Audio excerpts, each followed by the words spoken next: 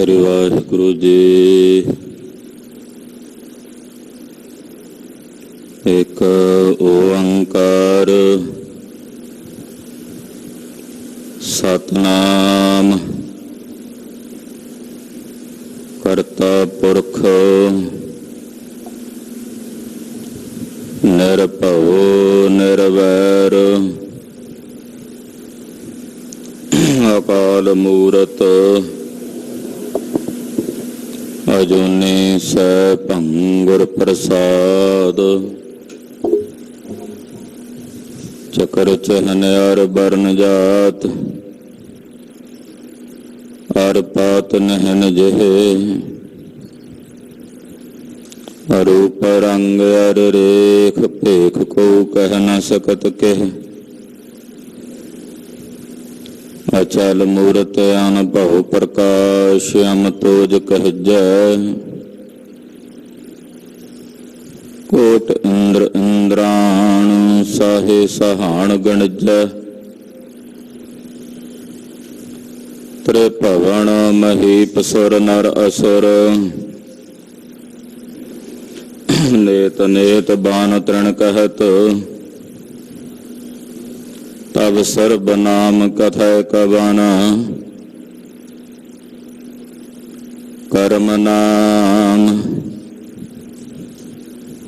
ਬਰਨਤ ਸਮਤ।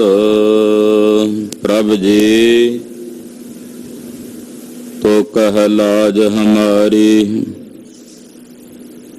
ਨੀਲਕੰਠ ਨਰ ਹਰ ਨਾਰਾਇਣ ਨੀਲ ਬਸਨ ਬਨਵਾਰੀ। ਪਰਮ ਪੁਰਖ ਪਰਮੇਸ਼ਰ ਸੁਆਮੀ ਪਾਵਨ ਪਉਨ ਆਹਾਰੀ। ਮਾਧਵ ਮਹਾਜੋਤ ਮਦ ਮਰਦਨ ਮਾਨ ਮੁਕੰਦ ਮੁਰਾਰੀ।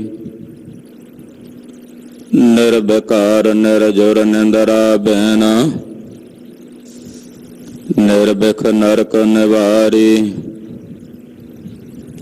ਕਿਰਪਾ ਸਿੰਧ ਕਾਲ ਤ੍ਰੈ ਦਰਸੀ ਕੋ ਕਰਤ ਪਰਨਾਸਨਕਾਰੀ। ਧਨੁਰ ਪਾਨ ਧ੍ਰਿਤ ਮਾਨ ਧਰਾ ਧਰ ਅਨ ਬਿਕਾਰ ਅਸ ਧਾਰੀ। ਹਉ ਮਤ ਮੰਦ ਚਰਨ ਸ਼ਰਣਾਗਤ ਕਰ ਗਹਿ ਲਿਹੋ ਉਭਾਰੀ। ਹਉ ਮਤ ਮੰਦ ਚਰਨ ਸ਼ਰਣਾਗਤ ਕਰ ਗਹਿ ਲਿਹੋ ਉਭਾਰੀ। ਮੇਰੀ ਸੰਗਤ ਪੋਚ ਸੋਚ ਦਿਨ ਰਾਤੀ। ਮੇਰਾ ਕਰਮ ਕੁਟਲਤਾ ਜਨਮ ਕੁਭਾਂਤੀ। ਰਾਮ ਗੁਸਈਆ ਜੀ ਕੇ ਜੀਵਨਾ ਮੋਹ ਨਾ ਬਿਸਾਰੋ ਮੈਂ ਜਨ ਤੇਰਾ। ਮੇਰੀ ਹਰੋ ਬਿਪਤ ਜਾਨ ਕਰੋ ਸੁਭਾਈ। ਚਰਨ ਨਾ ਛਾਡੋ ਸਰੀਰ ਕਲ ਜਾਈ। ਕਹਿ ਰਵਿਦਾਸ ਪਰੋਂ ਤੇਰੀ ਸੰਭਾ। ਬੇਗ ਮਿਲੋ ਜਾਨ ਕਰ ਨਾ ਬਿਲੰਭਾ। ਹਮ ਅਵਗੁਣ ਭਰੇ ਏਕ ਗੁਣ ਨਾਹੀ। ਅੰਮ੍ਰਿਤ ਛਾੜ ਬਿਖੈ ਬਿਖ ਮਾਇਆ ਮੋਹ ਭਰਮ ਪੈ ਭੂਲੇ। ਸੁਤ ਦਾਰਾ ਸਿਉ ਇਕ ਉਤਮ ਪੰਥ ਸੁਣਿਓ ਗੁਰ ਸੰਗਤ। ਤਿਹ ਮਿਲੰਤ ਜਮ ਤਰਾਸ ਇਕ ਅਰਦਾਸ ਪਾਠ ਕੀਰਤ ਕੀ। ਗੁਰ ਰਾਮਦਾਸ ਕੋ ਸ਼ਰਣਾਈ। ਸਕਹੁ ਟਲ ਗੁਰ ਸੇਵੀਆ ਅਹਨਸ ਸਹਜ ਦਰਸ਼ਨ ਪਰਸੈ ਗੁਰੂ ਕੈ। ਜਨਮ ਮਰਨ ਦੁਖ ਜਾਏ ਹੋਵੈ ਸਿਫਤ ਖਸੰਮੰਦੀ। ਨੂਰ ਅਰ ਸਹ ਕੁਰ ਸਹ ਤੁਧ ਡਿਠੇ ਸੱਚੇ ਪਾਤਸ਼ਾਹ। ਮਾਲ ਜਨਮ ਜਨਮ ਦੀ ਕਟੀਐ। ਸੱਜਣ ਸੱਚਾ ਪਾਤਸ਼ਾਹ ਸਿਰ ਸਾਹਦੈ ਸਾਹੂ ਜਿਸ ਪਾਸ ਬੈਠਿਆ ਸੋਹੀਐ ਸਭਨਾ ਦਾ ਵਿਸਾਹੋ। ਸਤਨਾਮ ਵਾਹਿਗੁਰੂ ਸਾਹਿਬ ਜੀਓ। ਜੈਤ ਸਰੇ ਮਹਲਾ ਚੌਥਾ। ਘਰ ਪਹਿਲਾ ਚੌਪਦੇ ਇੱਕ ਓੰਕਾਰ ਸਤਿਗੁਰ ਪ੍ਰਸਾਦ। ਮੇਰਾ ਹੀਰਾ ਰਤਨ ਨਾਮ ਹਰ ਬਸਿਆ ਗੁਰ ਹਾਥ ਧਰਿਓ ਮੇਰਾ ਮਾਥਾ। ਜਨਮ ਜਨਮ ਕੇ ਕਿਲ ਬਿਖ ਦੁਖ ਉਤਰੇ ਗੁਰ ਨਾਮ ਦਿਓ ਰਿਨ ਲਾਥਾ। ਮੇਰਾ ਹੀਰਾ ਰਤਨ ਨਾਮ ਹਰ ਬਸਿਆ ਗੁਰ ਹਾਥ ਧਰਿਓ ਮੇਰਾ ਮਾਥਾ। ਜਨਮ ਜਨਮ ਕੇ ਕਿਲ ਬਿਖ ਦੁਖ ਉਤਰੇ ਗੁਰ ਨਾਮ ਦਿਓ ਰਿਨ ਲਾਥਾ। ਮੇਰੇ ਮਨ ਭਜ ਰਾਮ ਨਾਮ ਸਭ ਅਰਥਾ ਗੁਰ ਪੂਰੈ ਹਰ ਨਾਮ ਦ੍ਰਿੜਾਇਆ। ਬਿਨ ਨਾਵੇਂ ਜੀਵਨ ਬਿਰਥਾ ਰਹਾਉ। ਬਿਨ ਗੁਰ ਮੂੜ ਭਏ ਹੈ ਮਨ ਮੁਖ ਤੇ ਮੋਹ ਮਾਇਆ ਨਿਤ ਫਾਥਾ। ਤਿਨ ਸਾਧੂ ਚਰਨ ਨਾ ਸੇਵੇ ਕਬਹੂ ਤਿਨ ਸਭ ਜਨਮ ਅਕਾਥਾ। ਦਿਨ ਸਾਧੂ ਚਰਨ ਸਾਧ ਪਗ ਸੇਵੇ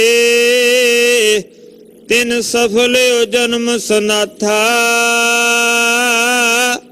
ਮੋਹ ਕੋ ਕੀਜੈ ਦਾਸ ਦਾਸ ਦਾਸਨ ਕੋ ਹਰ ਦਇਆ ਧਾਰ ਜਗन्नाथा।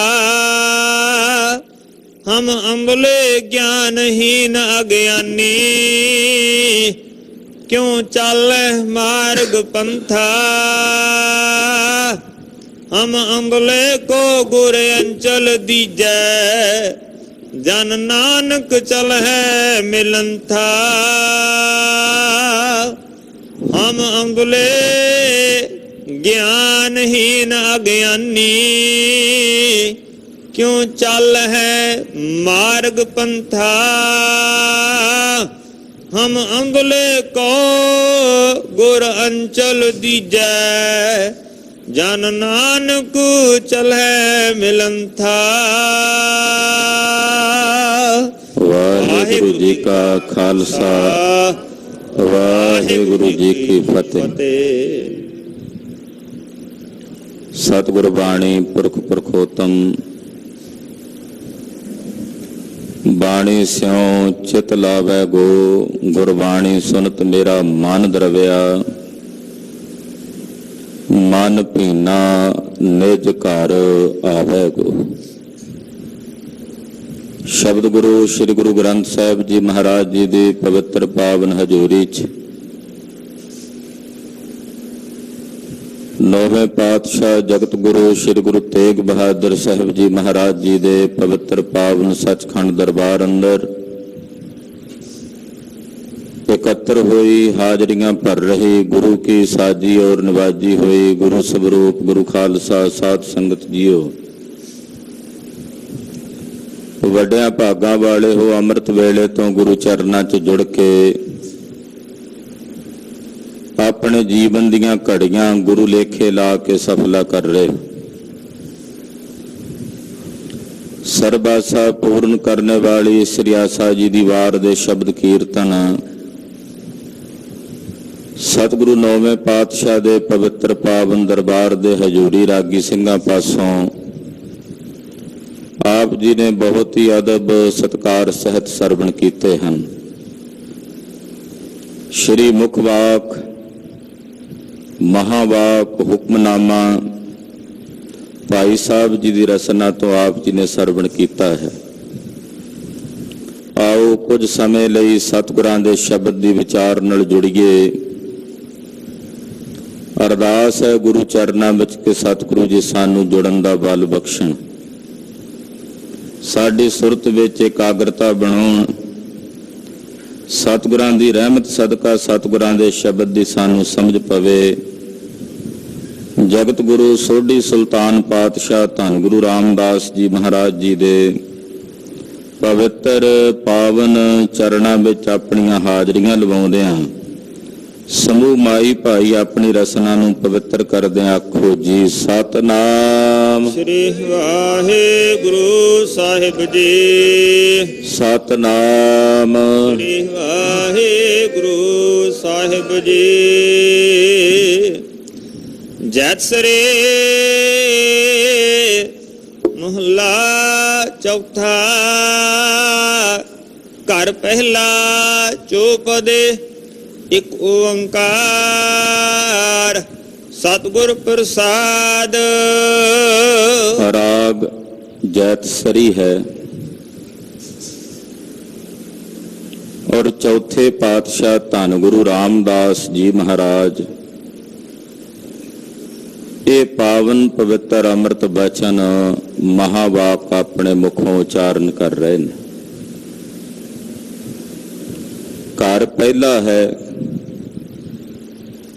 ਔਰ ਇਥੋਂ 4 ਪਦਿਆਂ ਵਾਲੇ ਸ਼ਬਦਾਂ ਦੀ ਆਰੰਭਤਾ ਹੁੰਦੀ ਹੈ। ਰਾਗ ਦੀ ਵੀ ਆਰੰਭਤਾ ਹੈ ਔਰ 4 ਪਦਿਆਂ ਵਾਲੇ ਸ਼ਬਦਾਂ ਦੀ ਵੀ ਆਰੰਭਤਾ ਹੈ। ਇਸ ਕਰਕੇ ਮੰਗਲਾਚਰਨ ਕਰਦੇ ਨੇ। ਇੱਕ ਕਹਿਣ ਨਾਲ ਦ્વੈਤ ਦਾ ਨਾਸ਼ ਹੋ ਜਾਂਦਾ ਹੈ। ਇੱਕ ਕਹਿਣ ਨਾਲ ਦੋਈ ਚਲੀ ਜਾਂਦੀ ਹੈ। ਪਰ ਜੋ ਇੱਕ ਸਾਡੀ ਸੁਰਤ ਵਿੱਚ ਵਸਦਾ ਹੋਵੇ, ਨਹੀਂ ਤਾਂ ਰਸਨਾ ਤੋਂ ਕਹਿਣ ਮਾਤਰ ਨਾਲ ਇੱਕ ਗੱਲ ਨਹੀਂ ਬਣਨੀ। ਜਦੋਂ ਤੱਕ ਸੁਰਤ ਵਿੱਚ ਇੱਕ ਦਾ ਨਿਸ਼ਚਾ ਨਾ ਹੋਵੇ। ਇੱਕ ਕਹਿਣ ਨਾਲ ਦਵਤੀ ਨਾਸਤੀ, ਜੋ ਦਵੈਸ਼ ਹੈ ਦੁਬਦਾ ਹੈ ਦੋ ਹੈ ਉਹਦਾ ਨਾਸ ਹੋ ਜਾਂਦਾ ਹੈ। ਇੱਕ ਜਦੋਂ ਪ੍ਰਾਰੰਭ ਵਿੱਚ ਸਤਿਗੁਰੂ ਜੀ ਇੱਕ ਦੀ ਗੱਲ ਕਰਦੇ ਨੇ ਤਾਂ ਇੱਕ ਦਾ ਮਤਲਬ ਹੀ ਇਹ ਹੈ ਕਿ ਅਦਵੈਤ ਦਾ ਸਿਧਾਂਤ ਹੈ, ਦਵੈਤ ਦਾ ਨਹੀਂ। ਗੁਰਮਤ ਦਾ ਜਿਹੜਾ ਸਿਧਾਂਤ ਹੈ ਅਦਵੈਤ ਦਾ ਹੈ। ਜਿੱਥੇ ਦਵੈਤ ਪੜੇ ਉੱਥੇ ਗੁਰਮਤ ਨਹੀਂ ਹੁੰਦੀ। ਜਿੱਥੇ ਅਦਵੈਤ ਹੈ ਉੱਥੇ ਗੁਰਮਤ ਹੈ। ਇੱਕ ਦਾ ਮਤਲਬ ਹੀ ਅਦਵੈਤ ਹੈ। ਹੁਣ ਜਦੋਂ ਅਦਵੈਤ ਕਿਹਾ ਜਾਂਦਾ ਜਾਂ ਇੱਕ ਕਿਹਾ ਜਾਂਦਾ ਉਦੋਂ ਮੇਰੇ ਸਾਹਿਬ ਦਾ ਕਲਾਵਾ ਇੰਨਾ ਵੱਡਾ ਹੋ ਜਾਂਦਾ ਹੈ, ਇਤਨਾ ਵਿਸਥਾਰ ਹੋ ਜਾਂਦਾ ਹੈ ਕਿ ਪੂਰੇ ਬ੍ਰਹਿਮੰਡ ਨੂੰ ਨਹੀਂ, ਕੇਵਲ ਇਸ ਬ੍ਰਹਿਮੰਡ ਨੂੰ ਨਹੀਂ, ਐਸੇ ਕਰੋੜਾਂ ਬ੍ਰਹਿਮੰਡਾਂ ਨੂੰ ਸਤਿਗੁਰੂ ਜੀ ਆਪਣੇ ਕਲਾਵੇਂ 'ਚ ਲੈ ਲੈਂਦੇ। ਉਹਦੇ ਵਿੱਚ ਭਾਵੇਂ ਮੁਸਲਮਾਨ ਹੋਵੇ, ਉਹਦੇ ਵਿੱਚ ਭਾਵੇਂ ਈਸਾਈ ਹੋਵੇ, ਉਹਦੇ ਵਿੱਚ ਯਹੂਦੀ, ਪਾਰਸੀ, ਜੈਨੀ, ਹਿੰਦੂ, ਸਨਾਤਨੀਆਂ ਕੋਈ ਵੀ ਹੋਵੇ, ਉਹ ਮੇਰੇ ਸਾਹਿਬ ਦੇ ਕਲਾਵੇਂ ਦੇ ਵਿੱਚ ਆ ਜਾਂਦਾ ਹੈ। ਇੱਕ ਅਦਵੈਤ, ਇੱਕ ਬ੍ਰਹਮ ਨੂੰ ਜਾਣਨੇ ਵਾਲਾ, ਬ੍ਰਹਮ ਦਾ ਨਿਸ਼ਚਾ ਕਰਨਾ। ਉਹ ਬ੍ਰਹਮ ਕੈਸਾ ਹੈ? ਇੱਕ ਓੰਕਾਰ ਜੋ ਵਿਆਪਕ ਹੈ ਸਰਬ ਥਾਈਂ, ਇੱਕ ਦੇਸ਼ੀ ਨਹੀਂ ਹੈ। ਉਹ ਇੱਕ ਜਗ੍ਹਾ ਤੇ ਇੱਕ ਸਥਾਨ ਤੇ ਨਹੀਂ ਰਹਿੰਦਾ, ਉਹਦਾ ਕੋਈ ਇੱਕ ਟਿਕਾਣਾ ਨਹੀਂ ਹੈ। ਓੰਕਾਰ ਕਹਿਣ ਦਾ ਮਤਲਬ ਹੈ ਜੋ ਵਿਆਪਕ ਹੈ ਔਰ ਸਰਬ ਦਾ ਪ੍ਰਕਾਸ਼ਕ ਹੈ। ਹਰ ਥਾਂ ਤੇ, ਹਰ ਜਗ੍ਹਾ ਤੇ ਹੈ। ਤਿੰਨਾਂ ਕਾਲਾਂ ਵਿੱਚ ਸੱਤ ਹੈ। ਪਹਿਲਾਂ ਵੀ ਸੱਚ ਸੀ, ਹੁਣ ਵੀ ਸੱਚ ਹੈ ਤੇ ਅੱਗੇ ਨੂੰ ਵੀ ਸੱਚ ਹੈ। ਸੰਸਾਰ ਦੇ ਬਣਨ ਤੋਂ ਪਹਿਲਾਂ ਵੀ ਸੱਤ ਹੈ, ਸੰਸਾਰ ਬਣਿਆ ਉਦੋਂ ਵੀ ਸੱਤ ਹੈ, ਜਦੋਂ ਇਹ ਸੰਸਾਰ ਬਿਨਸ ਜਾਏਗਾ, ਲੈ ਹੋ ਜਾਏਗਾ, ਉਦੋਂ ਵੀ ਉਹ ਸੱਤ ਹੈ। ਉਹਨੂੰ ਕਹਿੰਦੇ ਨੇ ਸੱਤ।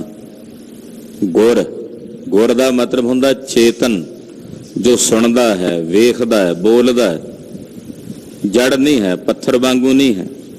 ਗੁਰ ਦਾ ਮਤਲਬ ਚੇਤਨ ਹੈ। ਪ੍ਰਸਾਦ ਆਨੰਦ ਸਵਰੂਪ ਹੈ, ਜੋ ਆਨੰਦਮਈ ਹੈ, ਆਨੰਦ ਸਵਰੂਪ ਹੈ।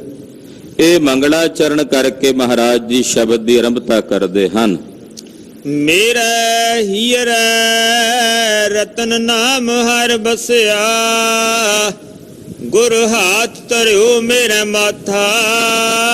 ਮੇਰੇ ਹਿਰਦੇ ਵਿੱਚ ਨਾਮ ਰੂਪੀ ਰਤਨ, ਹਰੀ ਦਾ ਨਾਮ ਰੂਪੀ ਰਤਨ ਵਸ ਗਿਆ। ਨਾਮ ਹਰ ਵਸਿਆ, ਹਰੀ ਦਾ ਜਿਹੜਾ ਨਾਮ ਹੈ ਉਹ ਕੀਮਤੀ ਰਤਨ ਹੈ, ਉਹ ਮੇਰੇ ਹਿਰਦੇ 'ਚ ਵਸ ਗਿਆ। ਕਦੋਂ ਵਸਿਆ? ਪੁੱਛਿਆ। ਇਹ ਨਾਮ ਰੂਪੀ ਰਤਨ ਤੁਹਾਡੇ ਹਿਰਦੇ 'ਚ ਕਦੋਂ ਦਾ ਵਸਿਆ? ਤਾਂ ਕਹਿੰਦੇ ਜਦੋਂ ਦਾ ਮੇਰੇ ਗੁਰੂ ਨੇ ਮੇਰੇ ਸਿਰ ਤੇ ਹੱਥ ਧਰਿਆ।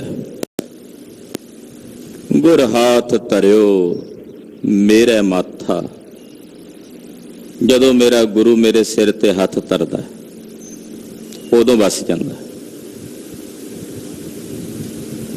ਸਾਹਿਬ ਦਾ ਹੱਥ ਸਿਰ ਤੇ ਹੋਵੇ ਤਾਂ ਸਮਰੱਥ ਹਾਂ। ਜੇ ਸਾਹਿਬ ਦੇ ਹੱਥ ਤੋਂ ਅਸੀਂ ਮੁਨਕਰ ਹੋਏ ਦੌੜੇ ਫਿਰਦੇ ਹਾਂ ਤੇ ਫਿਰ ਕੁਝ ਵੀ ਕਰਨ ਦੀ ਤਾਕਤ ਸਾਡੇ 'ਚ ਨਹੀਂ। ਛੜੀ ਰੱਖ ਦਿੰਦੇ ਨੇ ਸਤਿਗੁਰੂ ਗੁਰੂ ਹਰਕ੍ਰਿਸ਼ਨ ਸਾਹਿਬ, ਤਾਂ ਗੂੰਗਾ ਬੋਲਣ ਲੱਗ ਪੈਂਦਾ। ਉਹ ਛੜੀ ਕਹਿ ਲੋ ਤੇ ਚਾਹੇ ਗੁਰੂ ਹਰਕ੍ਰਿਸ਼ਨ ਸਾਹਿਬ ਦਾ ਹੱਥ ਕਹਿ ਲੋ, ਗੱਲ ਇੱਕੋ ਹੀ ਹੈ। ਤੇ ਫਿਰ ਤਾਂ ਗੂੰਗੇ ਵੀ ਬੋਲਣ ਲੱਗ ਪੈਂਦੇ, ਮੂਰਖ ਵੀ ਗਿਆਨੀ ਹੋ ਜਾਂਦੇ। ਤੋ ਸਮਰੱਥ ਗੁਰੂ ਨੇ ਜਿਸ ਦਿਨ ਮੇਰੇ ਸਿਰ ਤੇ ਹੱਥ ਧਰਿਆ, ਗੁਰੂ ਨੇ ਸਿਰ, ਸਮਰੱਥ ਗੁਰੂ ਸਿਰ ਹੱਥ ਧਰਿਓ, ਗੁਰ ਕੀਨੀ ਕਿਰਪਾ ਅਪਾਰ, ਅਪਾਰ ਬਖਸ਼ਿਸ਼ ਕੀਤੀ, ਗੁਰੂ ਨੇ ਸਿਰ ਤੇ ਹੱਥ ਧਰ ਦਿੱਤਾ। ਜਦੋਂ ਸਤਿਗੁਰੂ ਜੀ ਸਿਰ ਤੇ ਹੱਥ ਧਰਦੇ ਨੇ, ਬਜਰ ਕਪਾਟ ਖੋਲ ਦਿੰਦੇ, ਭਰਮ ਦਾ ਪਰਦਾ ਦੂਰ ਕਰ ਦਿੰਦੇ, ਭਰਮ ਦਾ ਗੜ ਤੋੜ ਕੇ ਰੱਖ ਦਿੰਦੇ। ਤਾਂ ਗੁਰੂ ਨੇ ਸਿਰ ਤੇ ਹੱਥ ਧਰਿਆ ਤੇ ਹਰੀ ਦਾ ਨਾਮ ਰਤਨ ਉਹ ਮੇਰੇ ਹਿਰਦੇ ਵਿੱਚ ਵਸ ਗਿਆ। ਪਰਮੇਸ਼ਰ ਦਾ ਨਾਮ ਹਿਰਦੇ 'ਚ ਵਸ ਗਿਆ। ਜਨਮ ਜਨਮ ਕੇ ਕਿਲ ਬਿਖ ਦੁਖ ਉਤਰੇ, ਗੁਰ ਨਾਮ ਦਿਓ ਰਿਨ ਲਾਥਾ। ਕਹਿੰਦੇ ਜਦੋਂ ਮੇਰੇ ਗੁਰੂ ਨੇ ਮੈਨੂੰ ਅੰਮ੍ਰਿਤ ਨਾਮ ਦੀ ਦਾਤ ਦੇ ਦਿੱਤੀ ਤਾਂ ਮੇਰੇ ਜਨਮਾਂ ਜਨਮਾਂ ਦੇ ਕਿਲ ਵਿਖ ਨਸ ਗਏ। ਨਾਮ ਦੀ ਬਰਕਤ ਨਾਲ, ਨਾਮ ਦੀ ਕਮਾਈ ਨਾਲ, ਨਾਮ ਦੀ ਸਾਧਨਾ ਨਾਲ ਜਨਮ ਜਨਮਾਂਤਰਾਂ ਦੇ ਕੀਤੇ ਹੋਏ ਕਿਲ ਵਿਖ ਨਸ਼ਟ ਭ੍ਰਸ਼ਟ ਹੋ ਗਏ। ਤੇ ਜਦੋਂ ਕਿਲ ਵਿਖ ਚਲੇ ਗਏ ਫਿਰ ਦੁੱਖ ਵੀ ਉਤਰ ਗਏ, ਦੁੱਖਾਂ ਦੀ ਨਿਰਵਿਰਤੀ ਵੀ ਹੋ ਗਈ। ਕਿਲ ਵਿਖ ਦੁੱਖ ਉਤਰੇ, ਕਿਲ ਵਿਖਾਂ ਦੇ ਨਾਲ ਦੁੱਖ ਵੀ ਨਿਰਵਿਰਤ ਹੋ ਗਏ। ਜਿਹੜਾ ਮੇਰੇ ਸਿਰ ਤੇ ਕਰਜ਼ਾ ਸੀ ਨਾ ਪਾਪਾਂ ਦਾ, ਉਹ ਕਰਜ਼ਾ, ਉਹ ਰਿਣ ਮੇਰੇ ਸਿਰ ਤੋਂ ਲੱਥ ਗਿਆ ਜਦੋਂ ਸਤਿਗੁਰਾਂ ਨੇ ਮੈਨੂੰ ਅੰਮ੍ਰਿਤ ਨਾਮ ਦੀ ਦਾਤ ਦਿੱਤੀ। ਹੁਣ ਮੇਰੇ ਸਿਰ ਤੇ ਕਰਜ਼ਾ ਨਹੀਂ ਰਿਹਾ, ਰਿਣ ਨਹੀਂ ਰਿਹਾ। ਕਈ ਤਰ੍ਹਾਂ ਦੇ ਰਿਣ ਹੁੰਦੇ ਆ, ਕਰਜ਼ੇ ਹੁੰਦੇ ਆ। ਉਸ ਰਿਣ ਨੂੰ ਲਾਹਣ ਵਾਸਤੇ ਧਰਤੀ ਤੇ ਕਈਆਂ ਨੇ ਸਰੋਵਰ ਬਣਾਏ, ਉਹਨਾਂ ਦਾ ਨਾਂ ਰੱਖਿਆ ਰਿਣ ਮੋਚਨ। ਕਪਾਲ ਮੋਚਨ ਜਾਂਦੇ, ਉਹਨਾਂ ਨੇੜੇ ਇੱਕ ਤਾਲ ਹੈ ਰਿਣ ਮੋਚਨ, ਜਿਹੜਾ ਉੱਥੇ ਨਹਾਵੇ ਉਹਦਾ ਕਹਿੰਦੇ ਰਿਣ ਲੱਥ ਜਾਂਦਾ, ਕਰਜ਼ਾ ਲੱਥ ਜਾਂਦਾ। ਕਰਜ਼ ਕਹਿੰਦੇ ਆ ਇੱਕ ਦੁਨਿਆਵੀ ਤੌਰ ਤੇ ਕਰਜ਼ਾ ਹੈ। ਕਰਜ਼ਾ ਰਿਣ ਆਪਣੇ ਪਿਤਰਾਂ ਦਾ ਕਰਜ਼ਾ ਕਿਹਾ ਜਾਂਦਾ, ਤੇ ਉਹਨਾਂ ਪਿਤਰਾਂ ਦੇ ਕਰਜ਼ੇ ਨੂੰ ਲਾਉਣ ਵਾਸਤੇ ਬ੍ਰਾਹਮਣ ਕਈ ਤਰ੍ਹਾਂ ਦੀਆਂ ਕਿਰਿਆਵਾਂ ਕਰਾਉਂਦੇ ਆ, ਪੇੜੇ ਵੱਟਦੇ ਆ, ਪਿੰਡ ਦਾਨ ਕਰਾਉਂਦੇ ਆ, ਪੱਤਲ ਕਿਰਿਆ ਆਦਿਕ ਕਰਮਕਾਂਡ ਕਰਾਉਂਦੇ ਵੀ ਤੁਹਾਡਾ ਰਿਣ ਹੈ, ਤੁਹਾਡੇ ਪੁਰਖਾਂ ਦਾ, ਤੁਹਾਡੇ ਉਹ ਰਿਣ ਲਾਓ। ਉਸ ਰਿਣ ਨੂੰ ਲਾਹਣ ਵਾਸਤੇ ਤੁਸੀਂ ਆਹ ਕਰਮ ਕਰੋ, ਆਹ ਕਰਮ ਕਰੋ, ਕਾਵਾਂ ਨੂੰ ਰੋਟੀਆਂ ਪਾਓ, ਤੁਹਾਡਾ ਰਿਣ ਲੱਥ ਜਾਏਗਾ। ਅਖੇ ਜੀ ਕਾਵਾਂ ਨੂੰ ਕਿਉਂ ਪਾਈਏ ਰੋਟੀਆਂ? ਕਾਵਾਂ ਨੂੰ ਤਾਂ ਪਾਓ ਰੋਟੀਆਂ, ਖੀਰ ਇਹਨਾਂ ਨੂੰ ਤਾਂ ਖਵਾਓ ਵੀ ਇਹਨਾਂ ਵਿੱਚ ਤੁਹਾਡੇ ਪਿੱਤਰ ਵਸਦੇ ਐ। ਹਾਸੋਹੀਣੀਆਂ ਬਾਤਾਂ ਨੇ। ਰਿਣ ਲੱਥਣ ਦਾ ਮਤਲਬ ਕਰਜ਼ੇ ਤੋਂ ਜੇ ਮੁਕਤ ਹੋਣਾ ਹੈ, ਤੁਸੀਂ ਆਪਣੇ ਵੱਡਿਆਂ ਪਿੱਤਰਾਂ ਨੂੰ ਵੀ ਮੁਕਤ ਕਰਨਾ ਚਾਹੁੰਦੇ ਹੋ, ਤਾਂ ਅੰਮ੍ਰਿਤ ਨਾਮ ਦੀ ਦਾਤ ਜਦੋਂ ਹਿਰਦੇ 'ਚ ਵਸਦੀ ਤੇ ਸਾਰੇ ਰਿਣ ਲੱਥ ਜਾਂਦੇ ਨੇ, ਕਰਜ਼ੇ ਲੱਥ ਜਾਂਦੇ ਨੇ। ਗੁਰੂ ਨਾਨਕ ਸਾਹਿਬ ਕਹਿੰਦੇ ਆ, ਪਿਤਾ ਜੀ ਇਹ ਸਰਾਧ ਕਿਉਂ ਕਰਾ ਰਹੇ ਹੋ? ਬਾਲ ਰੂਪ ਵਿੱਚ ਸੀ ਜਗਤ ਗੁਰੂ ਜੀ। ਪਿਤਾ ਜੀ ਕਹਿਣ ਲੱਗੇ, ਬੇਟਾ ਨਾਨਕ ਇਹ ਸਰਾਧ ਆਪਣੇ ਬਜ਼ੁਰਗਾਂ ਵਾਸਤੇ, ਪਿੱਤਰਾਂ ਵਾਸਤੇ ਕਰਾ ਰਹੇ ਆ ਵੀ ਉਹਨਾਂ ਨੂੰ ਪਿੱਤਰ ਲੋਕ 'ਚ ਪਹੁੰਚਣਗੇ। ਤੇ ਗੁਰੂ ਬਾਬਾ ਜੀ ਕਹਿਣ ਲੱਗੇ ਵੀ ਤੁਹਾਡੇ ਪਿੱਤਰ ਹਾਲੇ ਪਿੱਤਰ ਲੋਕ 'ਚ ਬੈਠੇ ਨੇ। ਪਿਤਾ ਜੀ ਕਹਿਣ ਲੱਗੇ, ਪੁੱਤਰ ਇਹਦਾ ਤਾਂ ਮੈਨੂੰ ਪਤਾ ਨਹੀਂ। ਆਖਿਆ, ਪਿਤਾ ਜੀ ਨੇਤਰ ਮੁੰਦੋ ਤੇ ਪਤਾ ਲੱਗ ਜਾਏਗਾ।